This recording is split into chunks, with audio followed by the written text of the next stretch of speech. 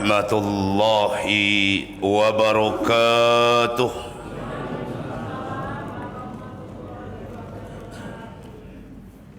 Bismillahirrahmanirrahim. Alhamdulillahi rabbil alamin.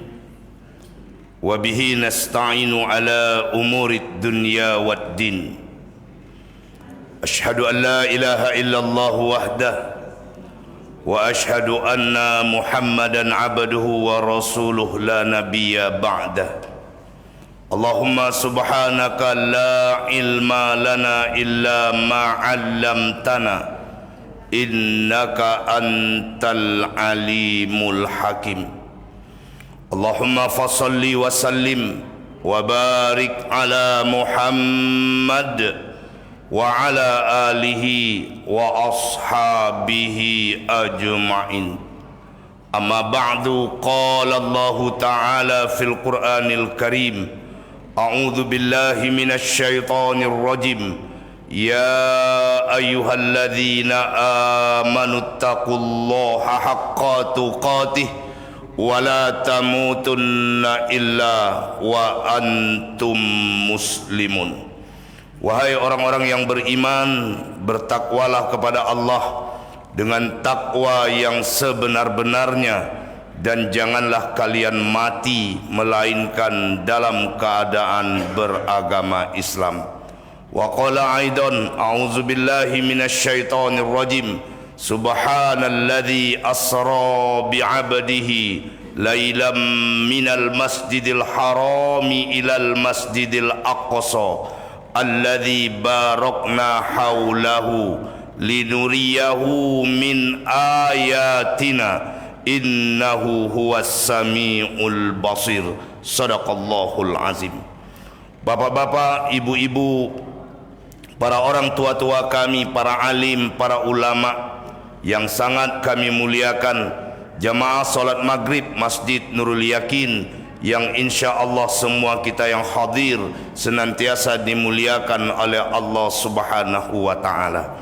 Kembali kita bersyukur kepada Allah dengan mengucapkan alhamdulillahi rabbil alamin, di mana kita baru saja ditolong oleh Allah untuk dapat melaksanakan solat maghrib secara berjamaah. Semoga solat maghrib kita hari ini diterima oleh Allah Subhanahu wa ta'ala. Dan kita lanjutkan pula sejenak menunggu masuknya waktu solat isya, membuat suatu majlis ilmu yang insya Allah juga dimuliakan, yaitu majlis ilmu. Semoga apa yang kita bicarakan, apa yang kita dengar, Allah beri kemampuan kepada kita untuk mengamalkannya. Amin ya rabbal alamin. Bersalawat kita kepada Nabi kita Muhammad sallallahu alaihi wasallam. Allahumma salli ala Muhammad wa ala ali Muhammad. Bapak-bapak, ibu-ibu, jamaah solat maghrib Masjid Nurul Yakin rahimakumullah, kembali pada malam hari ini dengan izin Allah saya bisa hadir di hadapan Bapak Ibu, karena pada bulan yang lalu tidak bisa hadir dan digantikan oleh Ustadz yang begitu hebat, Bapak Dr. Saidul Amin, dan dia membuat pantun. Jadi Haji Oai langsung WA saya, Ustadz ada pantun buat Ustadz.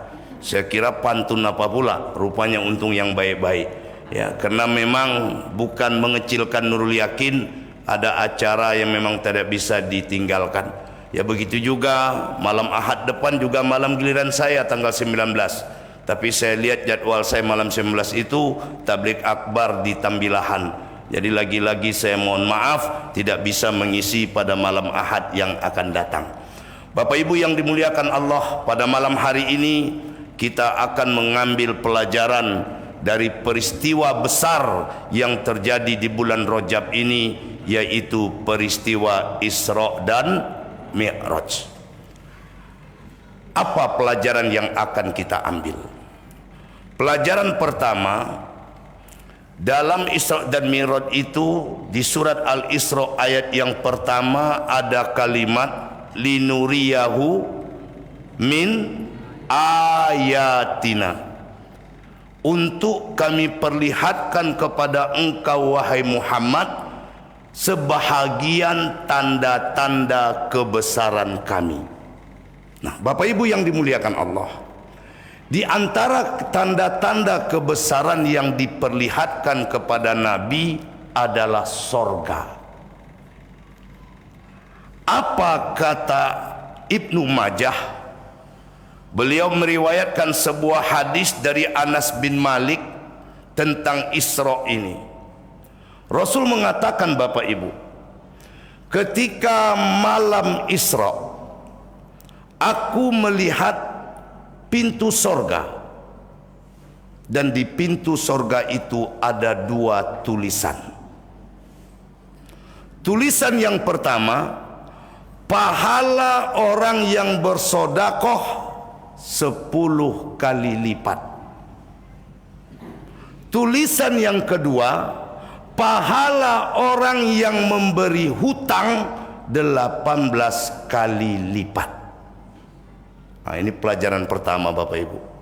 Ternyata waktu perjalanan Isra dilihatkan pintu sorga, di situ ada penjelasan pahala memberi hutang lebih besar daripada pahala sodakoh. Nah, ini penting ya, karena masalah memberi hutang ini, Bapak Ibu, jangankan dengan orang lain, dengan kerabat sendiri saja pelitnya minta ampun. Padahal duit ada, berbohong pula. Ya, datang adiknya ke rumah, Assalamualaikum, Waalaikumsalam, Bang, boleh pinjam duit Bang? Tak ada duit. Padahal Bapak Ibu yakinlah, adik kita, kakak kita tidak akan datang ke rumah kita kalau dia tidak tahu kita tidak ada. Betul tidak? Karena kita adalah, makanya dia datang. Nah, kita kadang-kadang rela berbohong itu, Pak. Aduh, enggak ada duit. Padahal duitnya banyak. Nah, yang lebih parah, Bapak Ibu, berapa kau mau minjam? Enggak banyak Bang, cuman 500.000. Oke lah, bentar, ku ke dalam dulu. Ngapa ke dalam? Diskusi dengan kakak kau dulu. Ini Pak, kalau ada bapak seperti itu, mati dia jadi laki-laki Pak. Ya Pak. Oi, kalau ada adik minjam duit, diskusi dulu dengan bini, berhentilah jadi laki-laki. Kenapa kok diam semua? Pak, ini serius ini. Lain wajahnya saya lihat. Nah, diskusi dulu dengan istri. Masuk ke dalam. Kata istri, ngapa Bang? Adek datang. Mau ngapa dia? Minjam uang, nggak banyak, cuma 500. Kita kasih ya. Bang, aku bukan masalah kasih ndak kasih itu Bang. Cuman kalau kita kasih nanti jadi kebiasaan. Oh Ibu, betul tidak? Betul, betul lagi coba. Nanti jadi Masya Allah. Sehingga nggak jadi dipinjamkannya Pak. Padahal Nabi sudah lihat dalam peristiwa Isra Mi'raj. Peristiwa Isra Mi'raj ini nggak usah kita pertentangkan tanggal berapanya. Kenapa hari ini masih ada orang yang mengatakan, oh nggak ada tuh 27 Rajab Isra Mi'raj. Yang benar 29 Ramadan, yang benar 17 Rabiul Awal. Isra Mi'raj itu mau 27 Rajab, mau Ramadan, mau Rabiul Awal, yang jelas dia pasti Apa bukti pastinya? Allah memuji sendiri dirinya. Subhanallah, Maha suci Allah. Itu enggak tanggung-tanggung. Allah bisa menolong Nabi Musa membelah laut. Allah mampu membuat Maryam hamil tanpa menikah.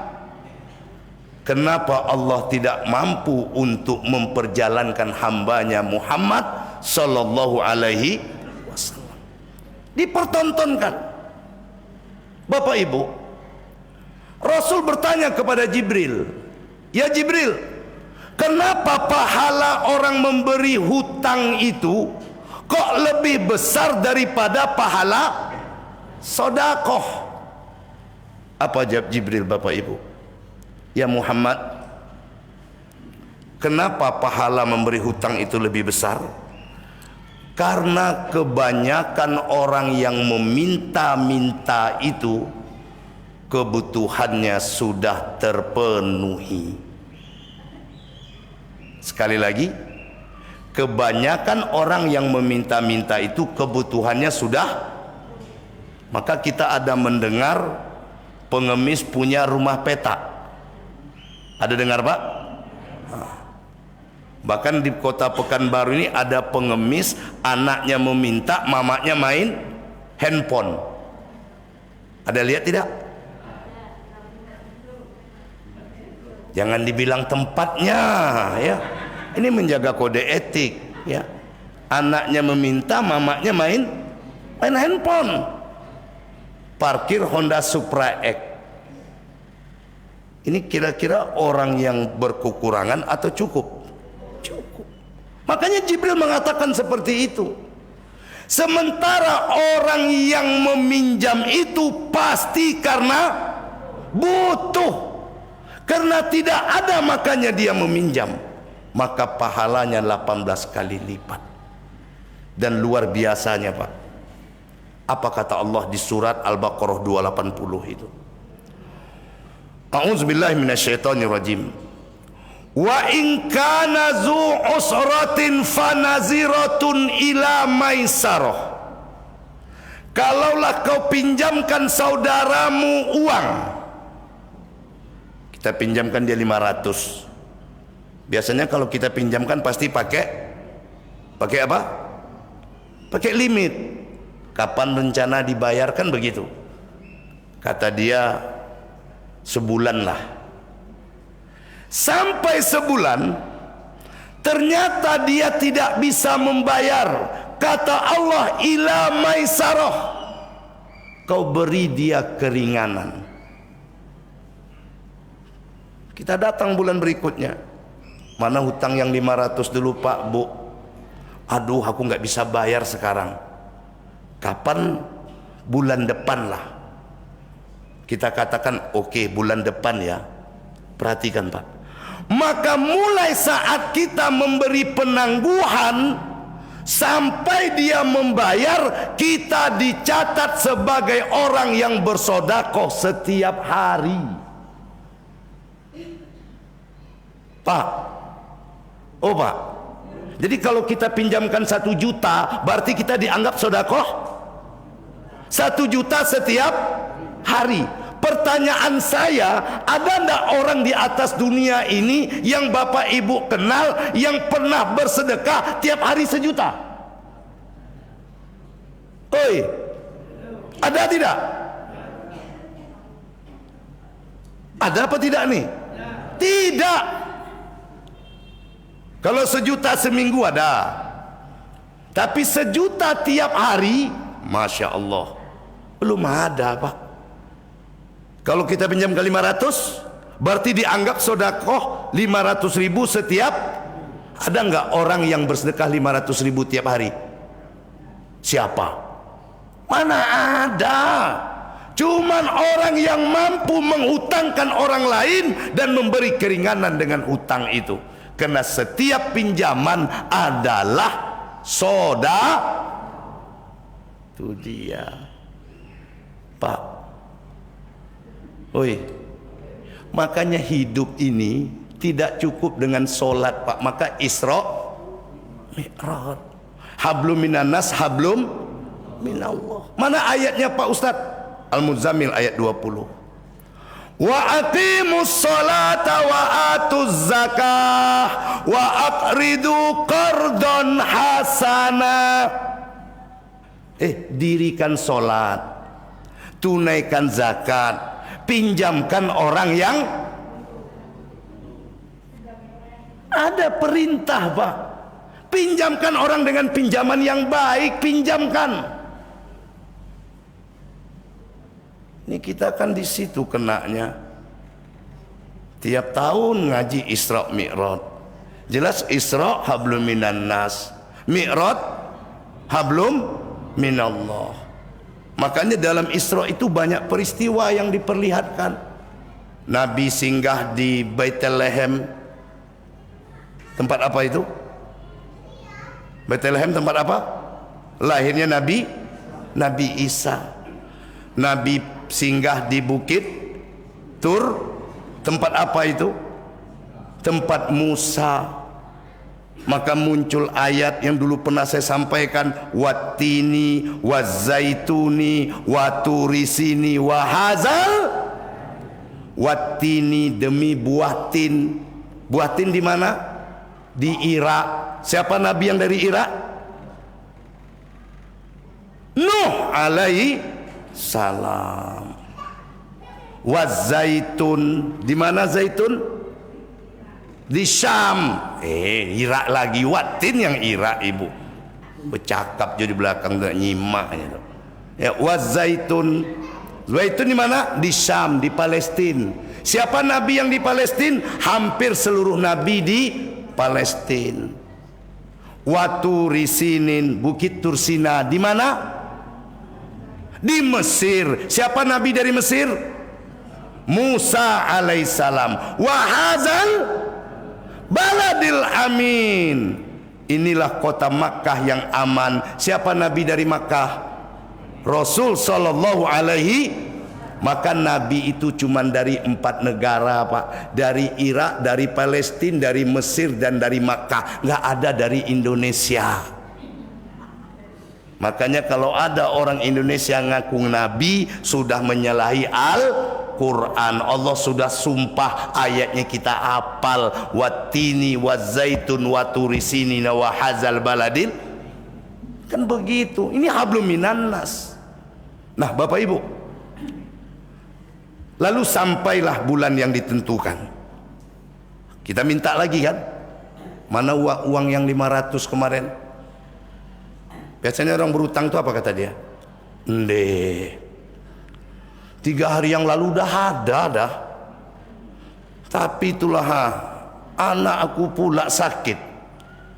Nah Pak Bu, Bapak Ibu orang berada. Takkan miskin Bapak kena uang 500 itu. Uang kita 5 juta, dipinjamkan 500, berapa lagi sisa? 4,5 juta, kan masih banyak. Lalu kata Allah, wa anta saddaqu khairul lakum in kuntum ta'lamun. Bapak Ibu sanggup mengatakan, kalau begitu udahlah, ku anggap sajalah hutang itu menjadi sodakoh. Udahlah, tidak usah kau bayar 500 tuh, udah sodakoh aku. Apa ganjarannya Pak? Bapak Ibu kita yang mampu seperti itu akan menjadi salah satu manusia yang dilindungi di hari kiamat kelak. Coba pilih mana, uang 500 atau selamat di hari kiamat? Hah? Pak jawab Pak. Hah? Pilih mana, 500.000 atau selamat di hari kiamat? Coba, hanya dengan modal 500.000 selamat di hari kiamat. Kok bisa begitu Pak Ustadz? Nabi yang ngomong, man nafasa mu'minan kurbatan min kurabid dunya nafasallahu kurbatan min kurabil yaumal qiyamah. Barang siapa seorang mukmin yang melapangkan kesusahan saudaranya di atas dunia ini, dia kan minjam kena susah, maka aku akan lapangkan dia dari kesusahan di hari kiamat. Ini salah satu peristiwa Isra dan Mi'raj yang jarang kita dengar. Ternyata di Isra Mi'raj itu Nabi melihat bagaimana sorga untuk orang yang melapangkan orang lain melalui memberi hutang atau jadi jangan sempilik-sempilik je Pak. Ya, ada, pinjamkan. Tak ada, bilang tidak ada. Nah, jangan adik kita tunggu dulu. Kau begini sampai 1 jam di ceramahnya. Terus mana uangnya bang? Nggak ada. La ilaha illallah. Ya, kalau 1 jam kita ceramahkan uangnya keluar, lumayan pak. Ini nggak ada. Satu. Yang kedua, Nabi mengatakan as-salatu ma'rijul mu'min. Salat itu mi'rajnya orang beriman. Yang mana dia? Bapak Ibu yang dimuliakan Allah, sebagaimana kita maklumi bahwasanya perjalanan mi'raj, salah satu pelajarannya Nabi dipertemukan dengan nabi-nabi senior yang masalahnya lebih kurang seperti masalah Rasul. Kan Isra Mi'raj itu intinya kan menghibur. Di langit yang pertama bertemu dengan Adam alaihi salam, yang dadanya diceritakan dalam riwayat itu 3 meter lebarnya, yang tingginya 30 meter. Ya, 30 meter tingginya Nabi Adam itu. Jadi bapak-bapak, ibu-ibu yang pendek-pendek sekarang tidak usah sedih, beramal sajalah. Karena nanti kalau masuk surga, badan kita seperti Adam. Itu kan diceritakan Nabi Sahih itu pak. Bagaimana bentuk penghuni surga itu? Badannya seperti Adam, wajahnya seperti Yusuf, hatinya seperti Ayub. Ketemu Nabi Adam, kita singkat saja. Terus yang kedua, ketemu Isa dan Yahya, sepupu. Langit ketiga, ketemu dengan Yusuf, laki-laki terganteng di dunia. Makanya bapak-bapak jangan ngaku ganteng pak.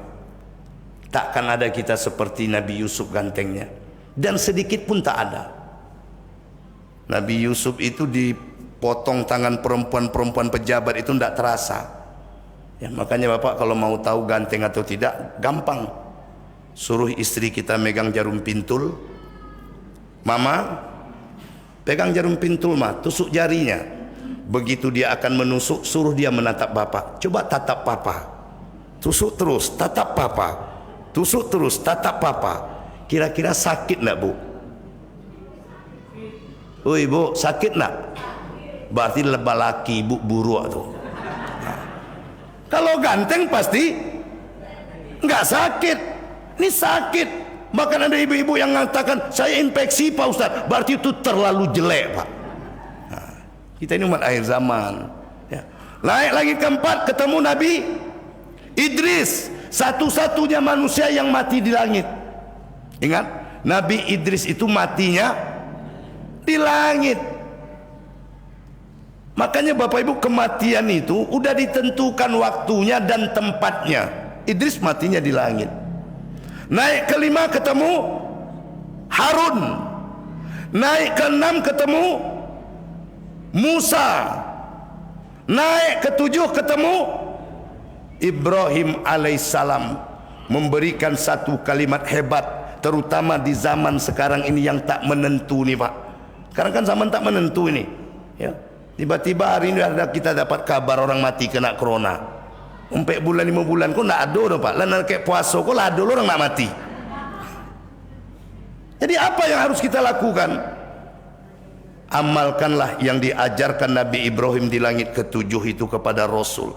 Ya Muhammad, maukah engkau aku tunjukkan kanzul min kunuzil jannah, harta yang lebih hebat daripada harta-harta sorga? Kata Nabi, mau.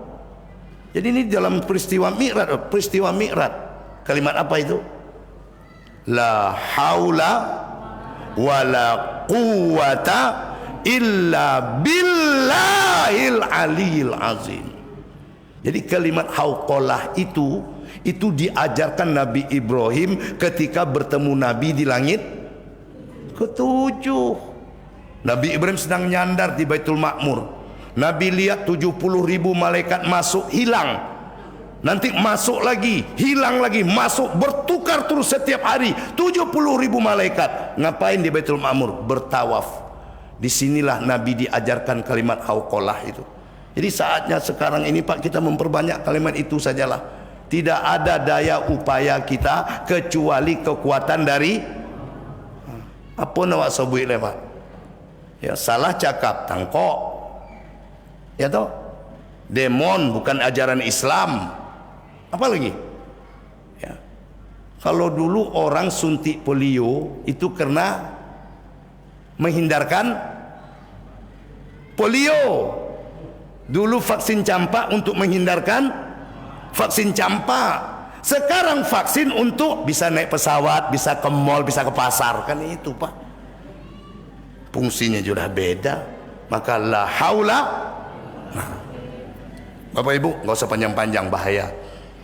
Naik sampai di langit ketujuh, fi sidratil muntaha. Apa yang terjadi? Jibril mundur, karena bukan makomku ya Muhammad. Ini dia Pak pelajarannya. Ketika ditinggalkan oleh Jibril, ini dia yang mi'raj kita dalam solat itu. Keluar dari mulut Nabi. Kena sidratil muntaha itu pohonnya saja dari emas. Tidak bisa terbayangkan keindahannya. Sehingga Nabi yang agung mengatakan, at-tahiyatul mubarakatus sholawatut thayyibah. Jadi Bapak Ibu, kita solat at-tahiyatul sedang mi'raj loh. Kita sholat itu at-tahiyatul sedang mi'raj. At-tahiyatul segala kehormatan, mubarakatuh segala keberkahan, apalagi segala selawat, apalagi thayyibah segala kebaikan untukmu Allah. Mendengar hambanya, kekasihnya Muhammad berkata seperti itu. Apa kata Allah? Assalamu alayka ayyuhan nabiyyu wa rahmatullahi wa barakatuh. Selamat atas engkau, rahmat atas engkau wahai Nabi, barokah untuk engkau. Jawabannya apa Pak? Coba satu-satu dulu. Apa jawabannya? Assalam. Apa artinya? Keselamatan buat kita. Inilah menunjukkan betapa Rasul Sallallahu Alaihi Wasallam adalah rahmatan lil, didoakan oleh Allah. Dia bukan mengaminkan, tapi dia mengatakan keselamatan buat kami saja ya Allah. Wa ala ibadillahi sholihin, dan buat hamba-hambamu yang soleh. Jangan aku saja ya Allah. Ini menunjukkan Nabi itu tidak egois Pak. Wajar kalau seandainya kita Bapak Ibu yang dimuliakan Allah, dikatakan di dalam surat Ali Imran itu mencintai dia melebihi cinta kepada apapun juga.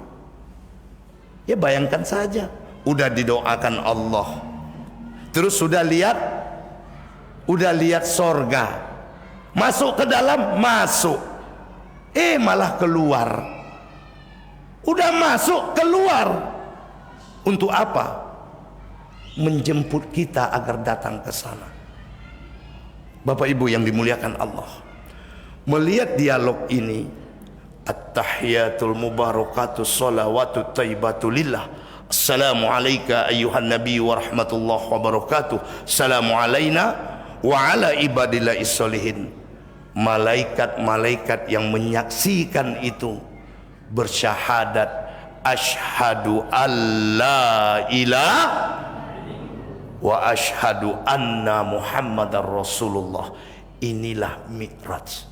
Jadi kalau dulu Nabi mi'rajnya hanya sekali dan peristiwa itu takkan pernah terulang lagi, maka kita hamba Allah ini paling tidak mi'rajnya 5 kali sehari semalam. Ini yang kedua. Yang terakhir,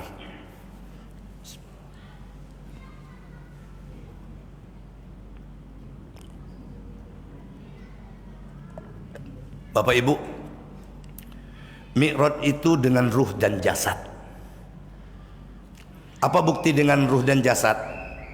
Satu, kalaulah mi'raj itu tidak dengan jasad, hanya ruh saja, kenapa mesti ke Masjidil Aqsa? Apa salahnya saat Nabi sedang tidur di rumah Ummi Hani itu langsung diangkat? Bisa tidak? Karena seperti mimpi. Kalau mimpi kan ruh boleh kemana saja, Pak. Itu satu. Yang kedua, kalau memang hanya dengan ruh, kenapa kok mesti pakai buraq? Kan pakai buraq. Bina kendaraannya para nabi, yang dalam riwayat dikatakan 500.000 tahun sebelum itu telah pernah dipakai oleh Nabi Isa alaihissalam. Dan yang ketiga, kalau bukan dengan ruh dan jasad, Bapak Ibu, kenapa kok beliau menjadi imam ketika sampai di Masjidil Aqsa? Jadi dia ruh dan jasad. Dan yang lebih menarik, perjalanannya minal Masjidil Haram ilal Masjidil Aqsa. Kenapa? Mengajarkan kepada kita betapa luar biasanya masjid. Makanya di atas dunia ini kata oleh Nabi, hanya 3 tempat yang setan gak bisa ganggu kita, Pak. Yang pertama di masjid, yang kedua saat baca Quran, yang ketiga saat berzikir. Jadi ketika engkau ingin aman dari setan, masuklah ke 3 benteng ini. Dan ini luar biasa sampai kematian. Ada seorang sahabat Nabi, unik, Pak. Dia datang ke masjid itu sebelum azan. Jadi belum azan dia sudah di masjid. Kalau kita kan enggak, Pak. Datang ke masjid saat qomat. Nah, bahkan ada di antara kita yang udah tua pun masih jadi spesialis masbuk. Ya. Jadi orang dah tahu saja siapa masbuk, Pak Anu, kan begitu. Ya. Sehingga apa itu masbuk? Solat yang dipimpin oleh imam, ya, dan makmum yang terlambat namanya Pak Anu, kan begitu sekarang. Nah, ini sahabat Sya'ban namanya, ya, datang duluan sampai suatu subuh tak ada datang. Kata Nabi, nak nampak kawan kita tuh, udah azan lah. Azan. Selesai azan, belum juga datang. Sampai Nabi, Bapak Ibu, rela menunda subuhnya loh. Tunggulah sebentar, karena dia nggak pernah nggak datang kok. Akhirnya kena takut habis waktu, kata Nabi, udah komatlah. Komat. Mulailah sholat subuh. Sya'ban belum juga datang. Ditanya oleh Nabi, ada kalian yang tahu rumahnya? Saya ya Rasul. Pergilah mereka ke rumahnya, Pak. Rupanya rumahnya 3 jam, Pak, jaraknya dari masjid itu. Sampai di sana sholat duha. Assalamualaikum. Waalaikumsalam. Keluar istrinya. Iya Rasulullah, ada apa? Enggak, tumben suamimu subuh ini tidak ke masjid. Mohon maaf ya Rasul, kami nggak sempat ngabarkan, suamiku udah mati tadi malam. Coba, dia baru meninggalkan masjid setelah mati. Jadi kita ke masjid ini sampai mati, Pak, bukan waktu. Iko ndak waktu mati baru ke masjid karambi emang. Ya. Terkejut-kejut malaikat di masjid. Kau siapa lah kau, kan? Ke masjid itu sampai mati. Ternyata suaminya meninggal. Tapi ada pertanyaan, ya Rasul, aku mau nanya, suamiku tuh semalam ketika meninggal, dia menjerit. Jeritan pertama, aduh, kenapa kurang jauh? Aduh, kenapa kok yang lama? Dan yang ketiga, aduh, kenapa kok tidak semuanya? Bayangkan Pak. Ada apa ya Rasul? Lalu Rasul bacakan surat Qaf ayat 22. Surat 50 ayat. Kenapa usah ulang-ulang? Supaya nanti Bapak Ibu cari. Ternyata kita mau mati itu Pak, yang ditengokkan kerja kita. Orang yang mau mati itu fakasafna. Fakasafna itu apa? Dibukakan kasabnya. Kalau dia hobi nyanyi, nyanyilah yang ditengoknya.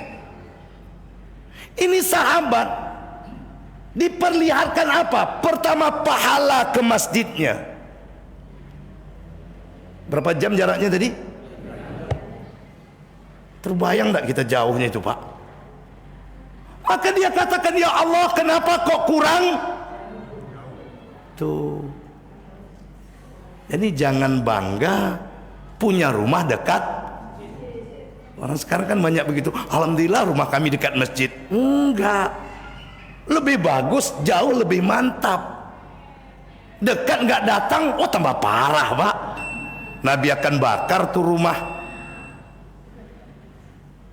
Jadi jangan pernah berhenti ke mas. Yang kedua, apa dia bilang tadi? Kenapa tidak yang baru? Suatu ketika beliau ini ke masjid musim dingin, pakai baju 2 lapis, baju baru di dalam, baju lama di luar, supaya nanti sampai di masjid bisa dibuka, kan tinggal yang baru. Dalam perjalanan ke masjid ada orang yang kedinginan Pak, Bu, kedinginan. Maka dia buka bajunya itu, dipasangkannya, sampai orang ini dibawa ke masjid oleh dia. Diperlihatkan bagaimana dahsyatnya sedekah baju itu. Jadi sedekah baju itu nggak main-main, enggak. Dalam hadits qudsi ada Pak, semua kita nanti akan telanjang di hari kiamat kecuali orang yang selalu bersedekah. Nah, tuh Bu.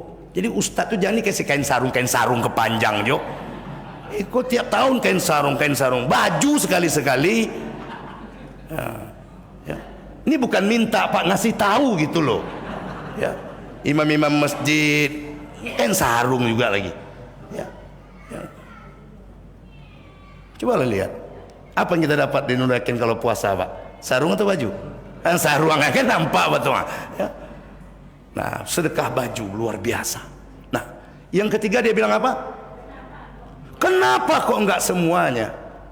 Pernah juga suatu pagi dia sedang sarapan Pak, datang orang yang lapar betul. Dia mau sarapan, ini lapar. Dia bagi 2 tuh rotinya. Tahulah Bapak roti orang Arab kan?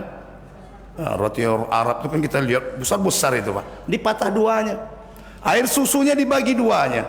Lalu diberikannya separuh. Diperlihatkan oleh Allah, kalaulah dulu semuanya kau berikan, pasti lebih hebat lagi pahalamu. Intinya apa? Lagi-lagi yang pertama, masalah masjid.